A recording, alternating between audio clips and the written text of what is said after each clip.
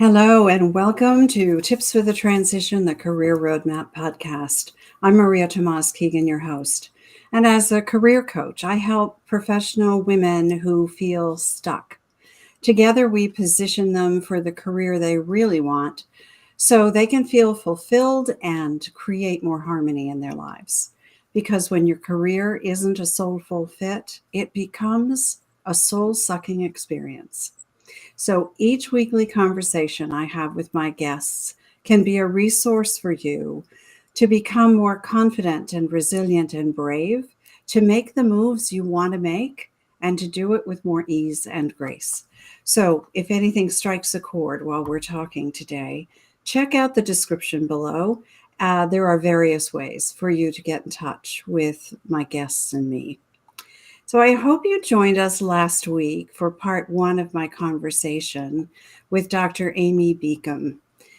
We talked about the issues and opportunities that parents face when navigating parental leave within their careers. We talked about how states and companies implement parental leave policies, if they even exist, and how companies and working parents put parental leave into practice. So Amy shared the book she co-wrote with Sue Campbell, the Parental Leave Playbook. Yes, there is a playbook, which talks about the three phases of the parental leave transition: preparing for leave, during it, and returning from it. And last week we covered the preparing phase, among other things, many other things. So if you missed the last week's episode, please check it out. Go find it and check it out. So today we're going to jump right in and talk about the other two phases. And this week we have both of our guests with us. Sue Campbell is able to join us after being ill last week, so we're very grateful for that. So let me reintroduce Dr. Amy Beacom and Sue Campbell. Amy Beacom is the founder and CEO of the Center for Parental Leave Leadership, the first full-service consultancy in the U.S. to focus exclusively on parental leave. She began developing the field of parental leave coaching and consulting, and drawing on over 25 years in executive leadership development and coaching, Amy consults with Fortune 100 companies, international organizations, and working parents to transform the way our companies and country engage with the parental leave transition. And her partner in crime is Sue Campbell, a writer, author, and coach who has worked with the Center for Parental Leave Leadership since its early days, helping to communicate the transformative impact of their core mission. Her writing often focuses on issues important to parents, and she's been published in many outlets, including Prevention, Good Housekeeping, Scary Mommy, and Mama Load. So let's get started because we have a lot to cover again today. Welcome, Sue and Amy. Thank you so much for having us, Maria. It's a pleasure Very happy to be here. Oh, I'm so glad. And Sue, thank you for getting better. We are really blessed to have you. And I'm sure Amy is happy to have you by her side today. Absolutely. So let's just start with a quick recap to set the stage for diving into phases 2 and 3 of the parental leave process. Who wants to start? Sue, you want me to do it since I was Yeah. there last week? Okay, so quick recap. When we talk about parental leave, we talk about it as a 3-phase transition. As you've just heard, the first phase is preparing for leave, and across the 3 phases, we have a model that looks at these 10 touch points, what we call them, that everyone navigates through, no matter what your individual, completely unique experience is. And we always like to set this up both from the perspective of that new or expecting parent going through this, as well as their work organization and their manager. So everything we do and teach goes along this framework and has this sort of pedagogy behind it.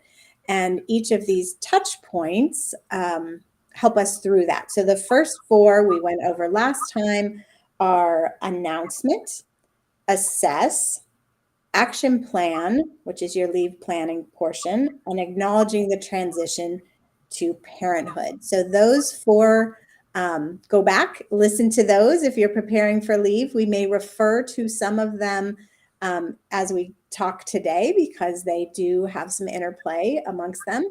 But I think is there anything else you think I need to cover, Sue or Maria? Sounds good to me. I think we're ready to dive into phase 2 and 3. Yeah, okay. That sounds good to me as well. So let's talk about phase 2. What do parents need to think about during leave? What are the touch points in that phase? So the touch points in that phase, there are 3 of them. I'll just give you the overview and then we can kind of look at each of them. So touch point 5 is something that you can plan for when you're doing your action plan. And it's how are you going to appropriately keep in touch at work? And I won't, unpack that quite yet, give them all to you. Touch point 6 is advocate. There's going to be a lot of advocation that is needed, both for you, your child, perhaps even your partner, if you have one.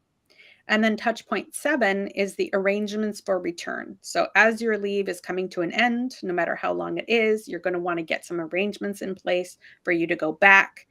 You've made a plan before you left, but often we see and encourage people to adjust those plans when they return. So those are the 3 that are in the during leave phase. Do you want me to just dive into appropriately keeping in touch? I think that makes sense. What do you think, Amy? Yeah. Okay. So appropriately keep in touch. Sometimes sorry, Sue, I said yes. And then I thought, I do want to just frame it in that during leave, Maria asked, what should you focus on? You should focus on your child and your family. Yeah. That is where you should put your focus. That is the short answer.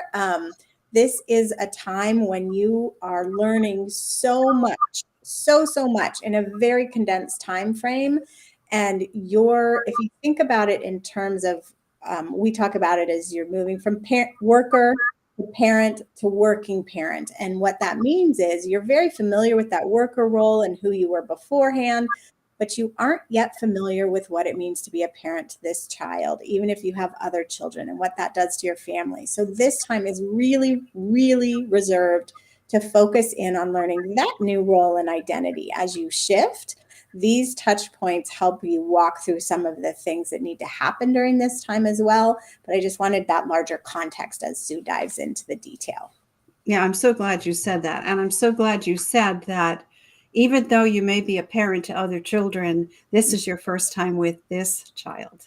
Absolutely. So you may be an old pro at this as a parent, but this child is unique and different. Yeah. What this child brings to your expanding family and the group dynamics within your family is different. And, it is. And I think we often work with parents who assumed, oh, it's my second or my third. I'm fine with, I've got this. And they're like, wait, I don't at all. So. Yeah. You might have had the perfect child for the first one, and the second one is not that same experience, right? Absolutely. Yeah. Okay. So let's dive into those touch points a little bit. So the first touch point is appropriately keeping in touch. This is something you're going to think about while you're making your action plan in phase 1. And sometimes there's some misunderstanding around this where people say, oh, you're telling me that I need to be on at work while I'm supposed to be home with my child. And we're not saying that at all. This is appropriately keeping in touch. And you get to help determine what is appropriate in combination with your employer.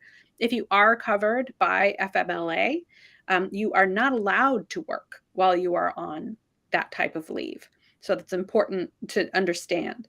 Now, that said, there may be some things that you would want to stay in touch about for your own benefit. For example, you could create a list of scenarios where you would want to know if something is going on. If there's going to be a huge reorganization, if your direct supervisor or manager leaves the organization while you're out on leave, right? There may be some things where you would really appreciate a heads up before you come back into a workplace where absolutely everything has changed.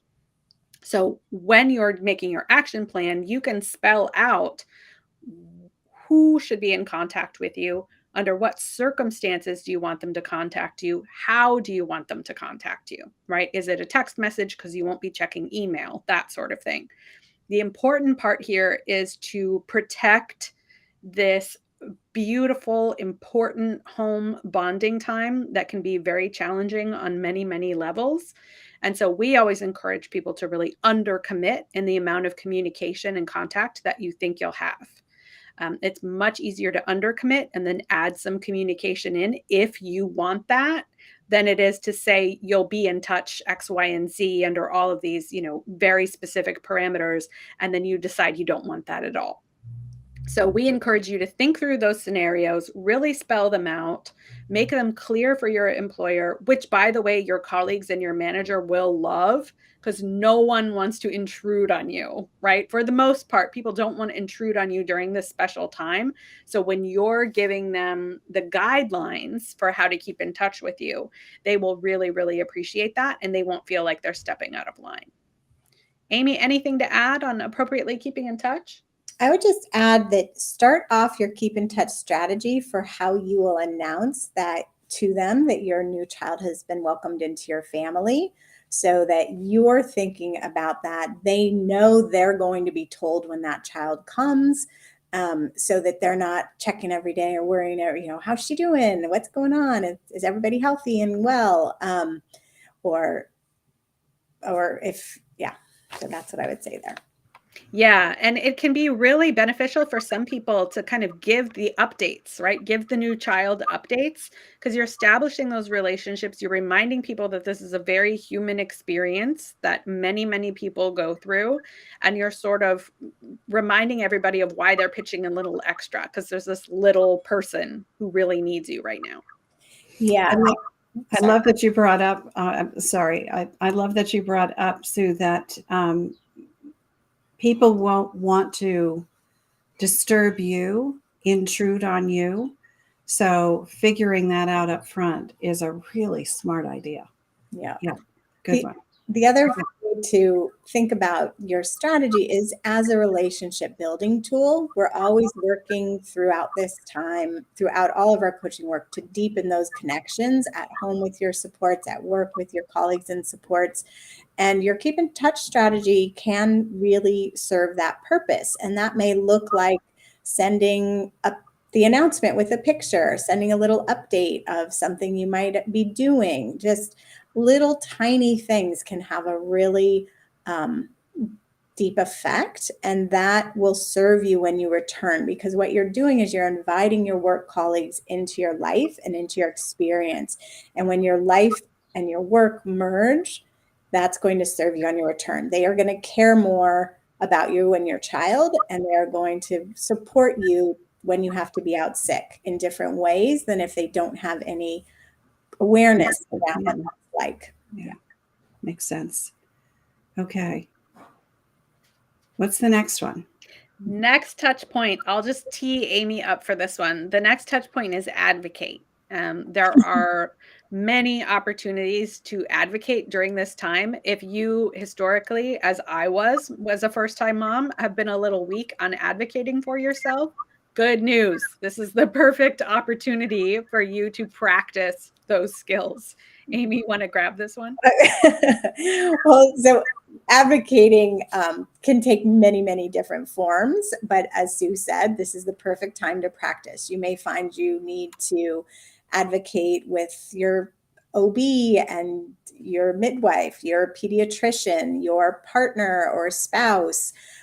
So when you're at home, practicing in those places will help strengthen that muscle for when you return to work and may need to advocate with your colleagues, advocate for yourself or your family, with your manager, with your supervisor. Advocating is a really beautiful tool, and it is like many of the things that we talk about, it is helping to deepen your connection to your inner knowing and your values, and walking those into the world with integrity and clarity. So we often forget that advocating can also be a relationship building tool. I think that's so important, and not just during parental leave. but in every aspect of our lives. So when we learn to advocate for ourselves and ask for what we need and be open to receive, Yeah. and it's a life skill that can enhance Absolutely. every aspect of our lives and our relationships. So I'm so glad that you teach that in this way as well. All right, there's one more in the during. Sure. I want to add one more quick thing about advocating, and that is sometimes, Amy may have given you the statistics in the last episode about mental health challenges during this time frame. So the advocate is also there to remind you that you may be in a situation where you're not able to advocate for yourself. So that's something you can think about in your planning is, who do I want to put in charge of advocating for me if I don't see what's going on with myself? Right. So when I had my second pregnancy, for example, I was working with Amy already. So I was like, hey, I have a history of depression in my family. I need you to keep an eye on me and let me know and hook me up with services if that becomes a thing, if that is needed. Right. So I was able to see ahead of time, hey, this could be something that I'm going to need some assistance with, and that I may not be able to be a good advocate for myself. So I was able to sort of fill that gap and turn Amy into a wonderful asset throughout my entire pregnancy. That's brilliant. That's brilliant to think ahead, and the time to do that is before. Absolutely. Right, in the planning stage. Love that. All right, is there one more in the one more in phase 2, and that's arrangements for return, right? And again, your action planning, you already thought about this, but sometimes we have some interesting opinions about what we might want later on. And then when we're sitting in our actual situation, and maybe it doesn't look the way we thought it would look, or maybe it looks the way we thought it would look, but we don't feel the way we thought we would feel, it can be time to take another look at those arrangements and make any adjustments, use any contingency plans that you came up with, and then share those with your employer and with your support network at home as well about what you might need in order to really feel ready to go back into the workplace. All right. So that makes a lot of sense. And we do recommend building into that keep in touch strategy some type of check-in with your supervisor or your gatekeeper at work while you're doing that arrangements for return, to make sure this is sort of you tiptoeing back into work before you step back into work, that there aren't things that have changed on that end, that you are contracting with any new changes you might have in your plans or in your life, that those conversations are happening as at that point.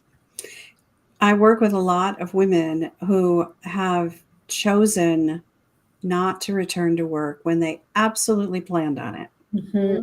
But once that little one or that second one or the third one, and all of a sudden it's, I don't really belong there anymore. This is where I belong. Mm-hmm. And it's a huge transition. Yeah.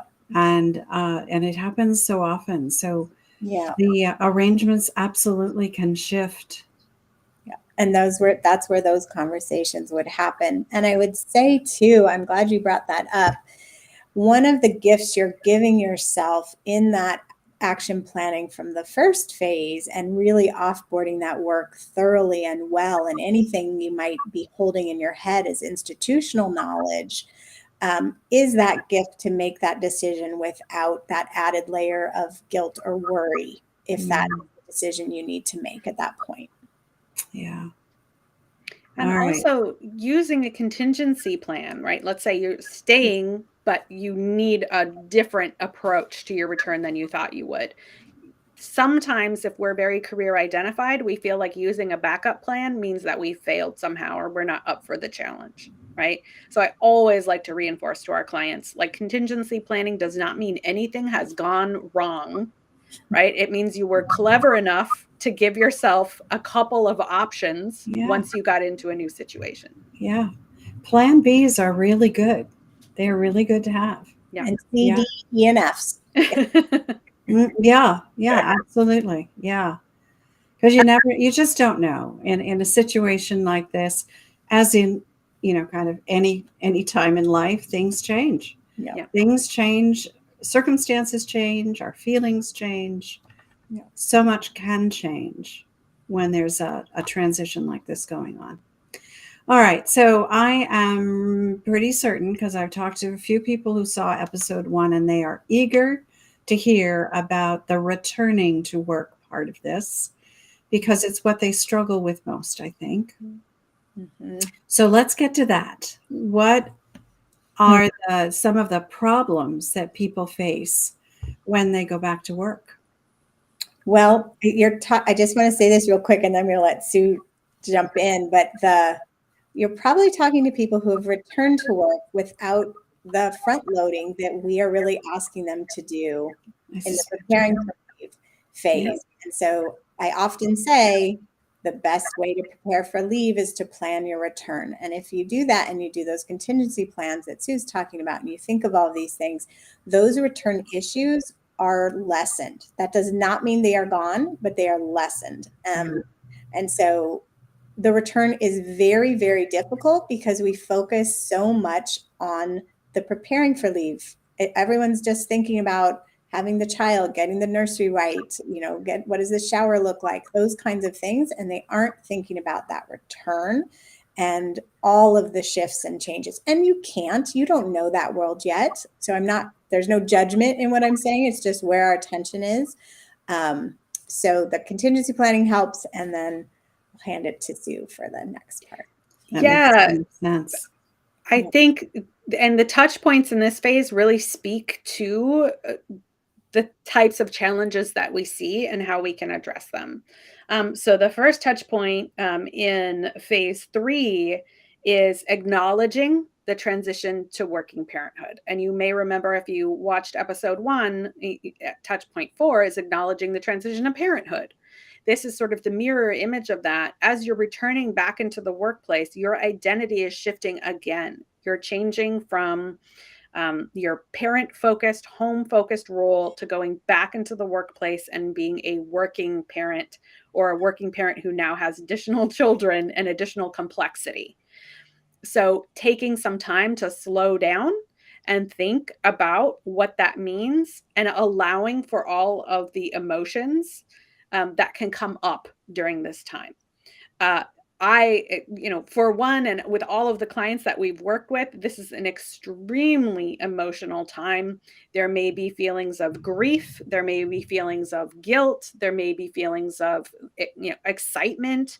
There may be feelings of I really got to be on it, right? And anxiety about performance.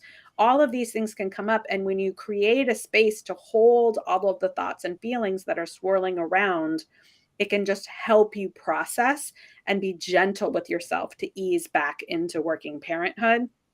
So I think that's a really important step, is just to slow down and reflect. And maybe you're even setting aside reflection time once a week for you to check in with how your transition's going. And then the next touch point in phase 2 is my favorite, and it is adjustment, right? So remembering that it is not just, I was home and now I'm back at work and everything is exactly the same as it was before I walked out the door of the office to go on leave. This is a transition. This is an adjustment period where you will need different things at different times, and it's perfectly fine to make little tweaks along the way so that you get the rest, that you get the support, that you get, all of the little adjustments that you can make to make all of this easier on yourself. And I think too often we think, who's my meal train? Where's my meal train for when the baby arrives and we're home all day?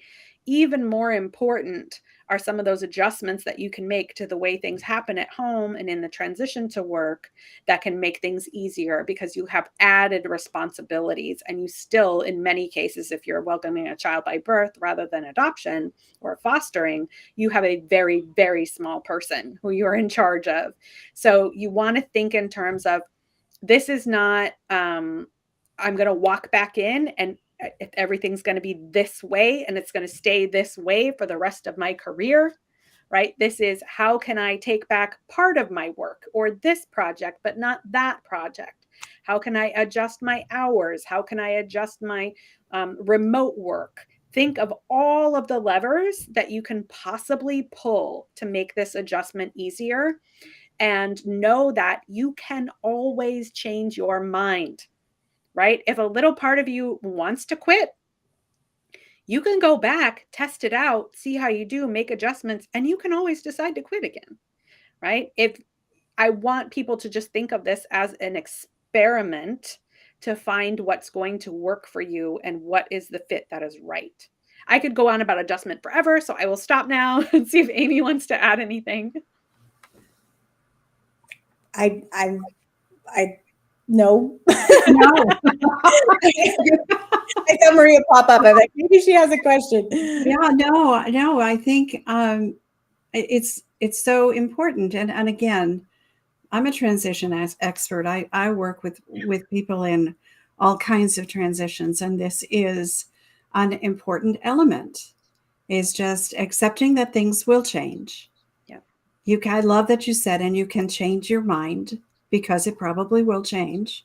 Yeah. You will feel that pull from the inside that something's not feeling right, and being open and accepting of the fact that things are going to shift and change. They're going to evolve, and you need to adjust to those things. That's such a great point.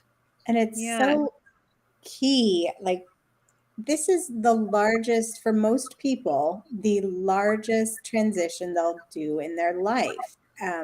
Is this moving from parent to worker to parent to working parent. And so if you didn't change, if you didn't have different ideas, if you didn't, right, pause and reflect, what does that say about you, right? It is a very good idea to do it. Pat yourself on the back when you find yourself doing it. Yeah. It means you can develop and evolve with changing circumstances and have Right. Yeah.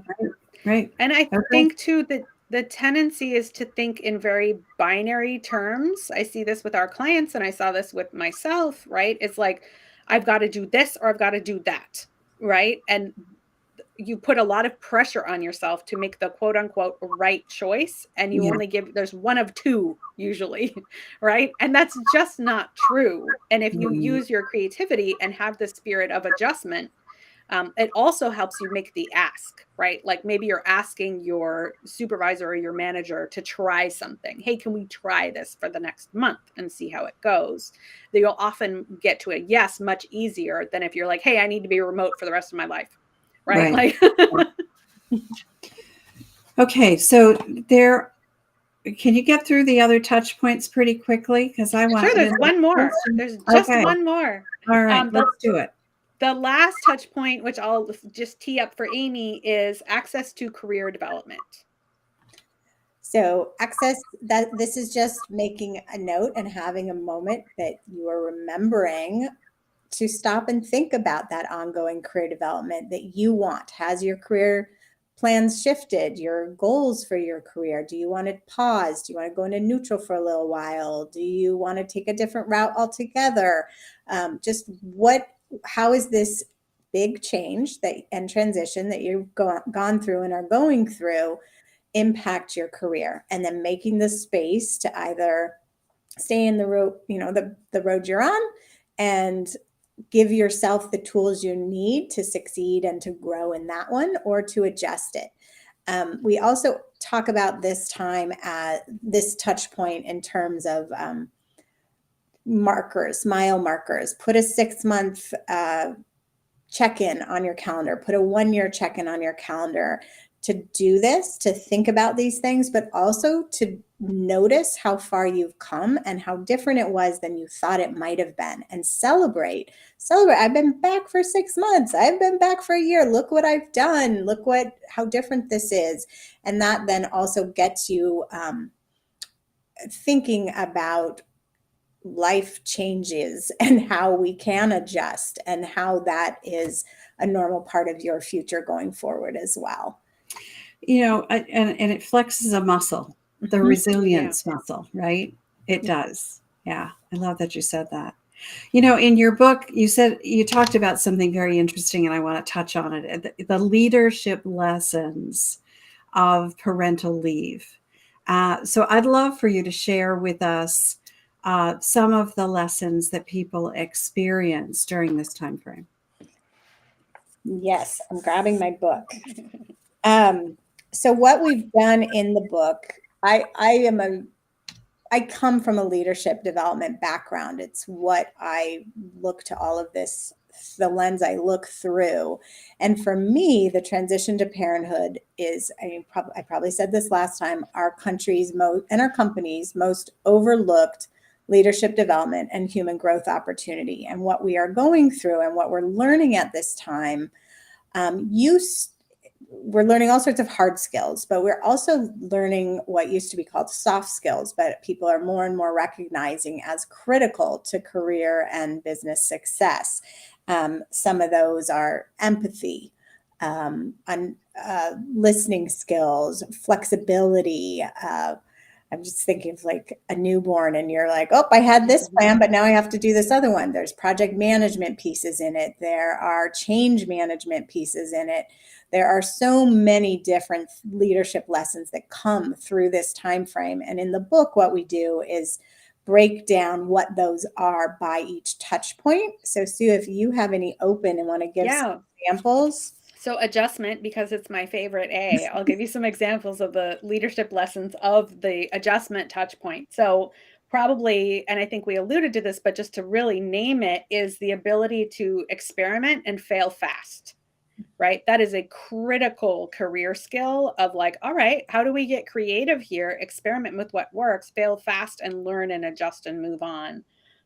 Also, the adjusting your expectations, right? So sometimes we see, again, really heavily career identified people will have unrealistic expectations when they're returning back to work, where they just expect to be exactly the person they were before they left. And that does not often happen.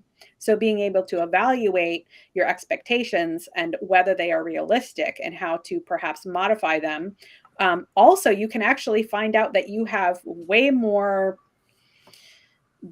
bandwidth than you thought you had. You have new prioritization skills. You have new ways of getting through things so you can get to what's important, right? You all of a sudden can tell the difference between busy work and something that is critical path. So all those kinds of things are examples of leadership lessons just in this one touch point.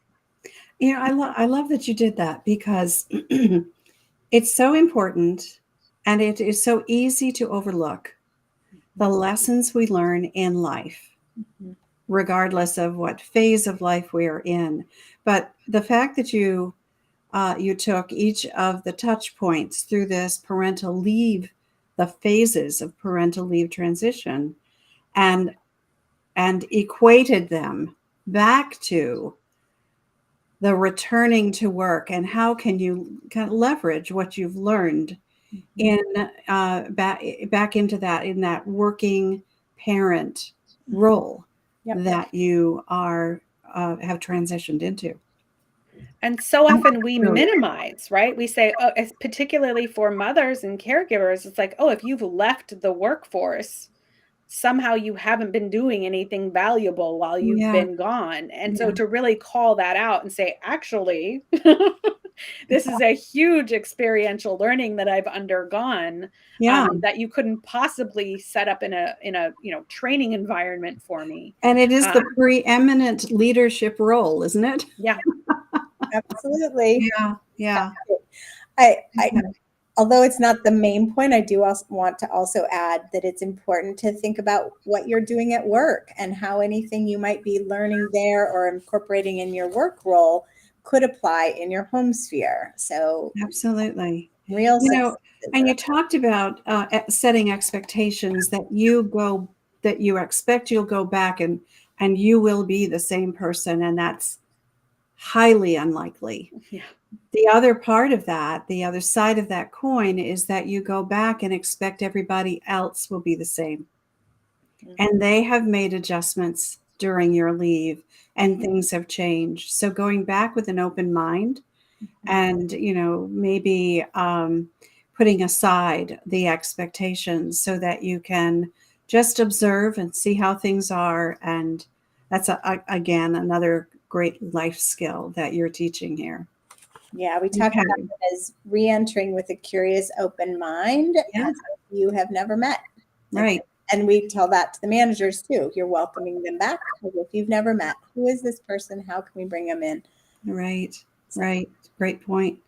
Okay, so last question before we get to our tips. How can parents keep an eye on continuing to build their career once they return to work and their priorities may have shifted? Values exercise, don't you think, Amy? Always. We always. Yeah. Always, yeah. But it's, I think, are you looking for something so we have a values exercise, which I think I talked about in phase one in last week's session, but bringing that back out is so critical on the return, because we often think of our values as stationary, as stuck in one, those are, what is the word I'm looking for? Fixed. Thank you. Yeah, set in stone. Yeah. So fixed. And they're not, especially when we undergo a life transition that hopefully you're reorienting to and modifying who you are and what your priorities are. And so bringing that back up, seeing if anything has shifted, and then using that in collaboration with your leave plan, using it in collaboration with the access to ongoing career development, 10th touch point. What do you want that to look like? Right. And really emphasize, I just want to emphasize the need to communicate, because people will make assumptions, right? Oh, she's a new mom. She's not going to want the opportunity for this particular assignment, right? And you don't want people to make assumptions. So maybe you actually want to accelerate your career because you've realized you now have these amazing superpowers that you've gained through parenthood. Maybe you do want to slow down a little bit and you want to, wait to make a partner for an extra few years and build some years in there. You get to communicate that instead of having people fill in their own assumptions that don't really have anything to do with you. Right. That's so important. Yeah. Understanding what it is you want, understanding what through another values assessment, because they do shift. Mm-hmm. They are in constant motion, actually. And as they should be. Yeah. as they should be, right? Because we evolve, life evolves, and so should our values. So I love that. I love what you said there. This was great. All right, ladies. Tips. We're getting to the best part, our viewers tell us, where you get to share the practical tips and techniques that people can take away with them today. So what have you got for us in this second and last part of our conversation? I have one that just flows off of this nicely. So I'll just start with take back your exciting work first. You don't have to take it all back at once. Choose to take back, put in your plan, in your return plan, to bring the ones back that you like to do. Give yourself something you're looking forward to in those first days back. Plan add in coffee with a friend. Build it into your schedule that you're doing things that you like and enjoy to ease the transition shock as you enter back in. I have more. Toss it over to Sue. Okay, I'll do one. And communicate that, right, with your management team, your leadership team, so that they're in agreement that you're going to ease back in and you're going to take back this. Yeah. And your entire plan, both your preparing for leave and your returning from leave plan, should be done in collaboration with your manager and team. Perfect. Any adjustments always. Great. All right.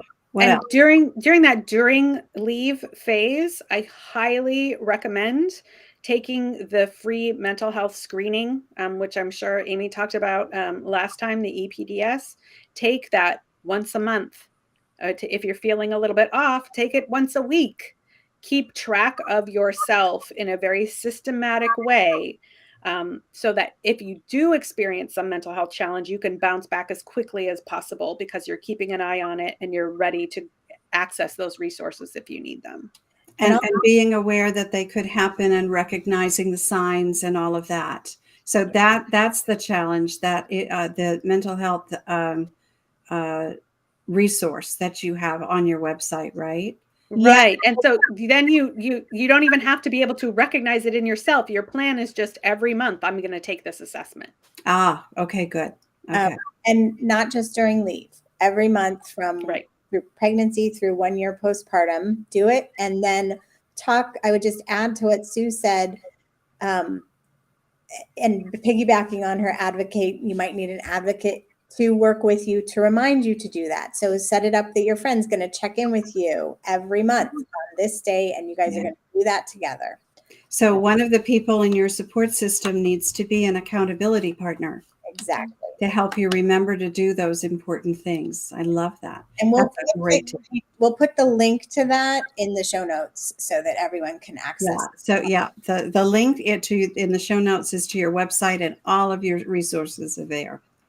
Yeah. That's good. Okay. And then one more. Do we have time for one more? One more. Okay, one more. In that adjustment phase, I want you to lean into your creativity. Right? Don't look for solutions in what somebody else did or what's written in the company policy, right? Brainstorm a list of 20 ways that you could possibly solve this particular problem, and then test each of those ideas, right? And pick the one that feels right. Don't be limited in your thinking based on what you've seen other people do or what you think your manager will say yes to, right? Just use your creativity and lean into that. I might add to that people may not feel so creative at a time like this, when things are changing and shifting so much. They may not feel very clear and creative. So brainstorming with other people. Yes. Let them help you be creative. Mm-hmm. Yeah, I love that. And I'm going to add to that, and I know we have to go, but one tip I had, sign up and become part of multiple online groups. You can just be a lurker and read, but that will help you with those brainstorming things. And you can have questions out there and people can respond to you. But it also helps you get a lay of the land, you have a community, build up those supports. You can get really strong support from an online moms group, dads group, some are like a Facebook group, your neighborhood. There's wonderful ones that exist out there. That's a great idea. Just surround yourself with people who will support you and understand what you're going through. Absolutely. During any transition. Absolutely. But especially this one. Oh, ladies, I again, thank you so much for joining me. I think this is such an important topic, and I love that you do what you do, and that there is someone there is a playbook, you wrote it, and there is, an organization out there that is working on behalf of all of the parents out there and helping companies and indeed our country figure out how this parental leave thing could work. Mm-hmm. Yeah. And I love that you're advocates for all of us.